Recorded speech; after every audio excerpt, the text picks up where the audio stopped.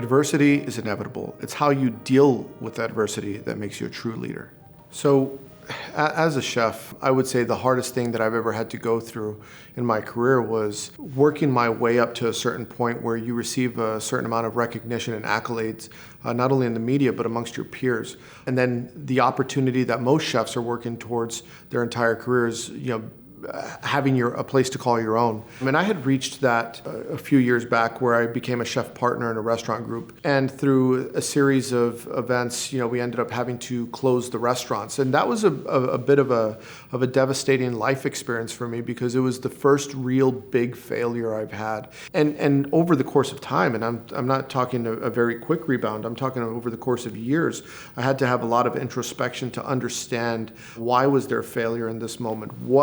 Who was to blame? And in the end, you realize there is no one to blame. It's you have to look at yourself. If you were leading it, you were the one that made the mistakes, and you were the one that had the power. Failure isn't always a bad thing. In the moment, it may seem like the end of the world, but you have to look at a failure as an opportunity and a way to overcome the failure, and to learn from that, and then take it to the next level where you could go back with the lessons that you've learned and make a success out of it.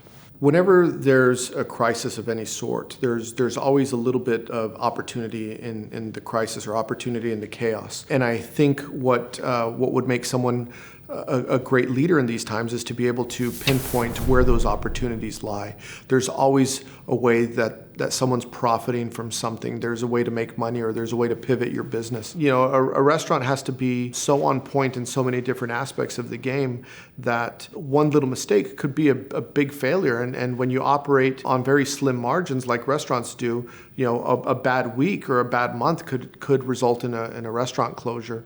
So I think as a chef and as a restaurant person, you have to be very nimble to be able to adjust to things and to be able to pivot as you see fit with the demand of the market, or to be able to correct things. If something's not selling on the menu and it hasn't sold in 3 days, then take it off, because it's probably not going to sell on the 4th day either, and you're just losing money at that point. So I had a moment as a chef where I had received some good reviews throughout my career, and then all of a sudden, for the first time, I was faced with a really bad negative review written by the local critic.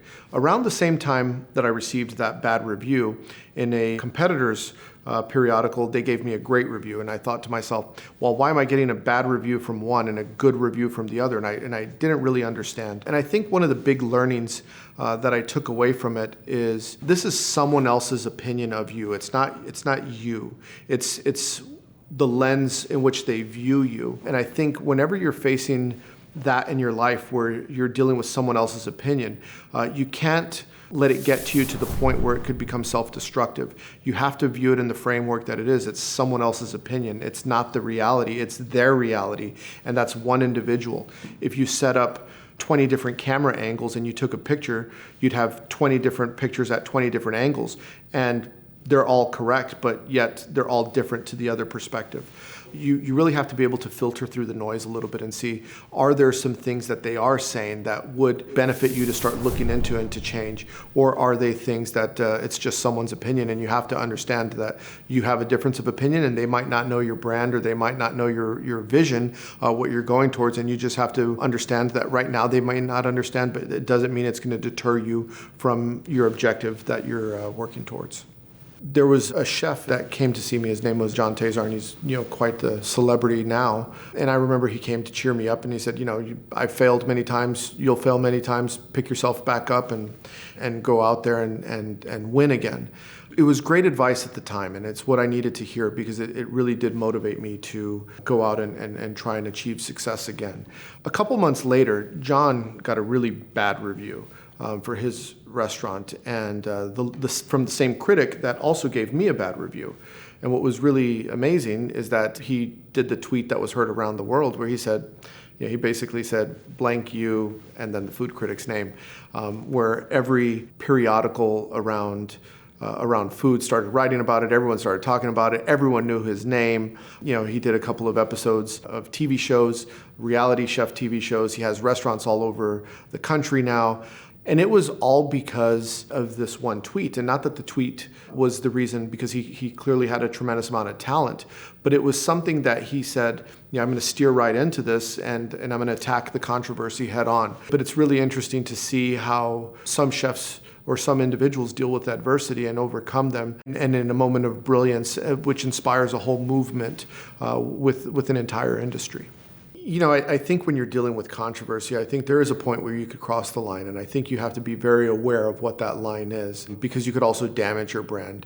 And there's sometimes people will say, well, and any eyeballs on me are good eyeballs, and I'm not sure if that's the case. You need to understand who your audience is and maybe when you've gone a little bit too far. When you're facing a potential failure and you've done some introspection and you know that some sort of action needs to take place, I think taking action is probably the most important thing that you need to do, better than no action. An old expression that I like is, if a tiger is chasing you, you could run frantically or you could run calmly, but to not run would be unwise. When you're facing adversity or you're facing failure, you need to create some form of action just to change the result or just to yield a result.